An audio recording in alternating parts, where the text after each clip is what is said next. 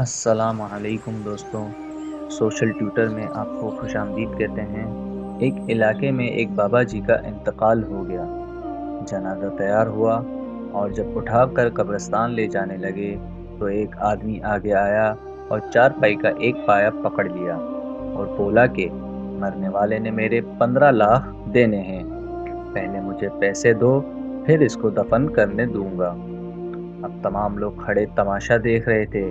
بیٹوں نے کہا کہ ہمارے والد نے ہم سے تو کبھی کوئی ایسی بات نہیں کی کہ وہ مقروض ہیں، اس لیے ہم تم کو پیسے نہیں دے سکتے۔ میت کے بھائیوں نے کہا کہ جب بیٹے ذمہ دار نہیں تو ہم کیوں دیں؟ اب سارے کھڑے تھے اور اس نے چارپائی پکڑی ہوئی تھی۔ جب کافی دیر گزر گئی تو بات گھر کی عورتوں تک بھی پہنچ گئی۔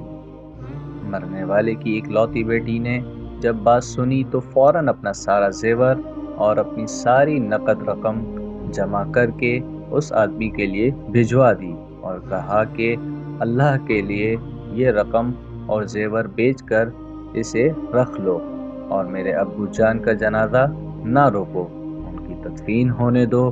میں جلد از جلد اپنا مکان بیچ کر آپ کی بقیہ ساری قرض کی رقم بھی ادا کر دوں گی۔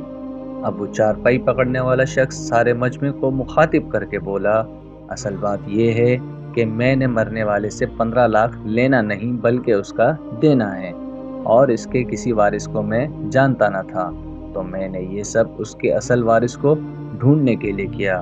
اب مجھے پتا چل چکا ہے کہ اس کی وارث صرف ایک بیٹی ہے اور اس کا کوئی بیٹا یا بھائی نہیں ہے۔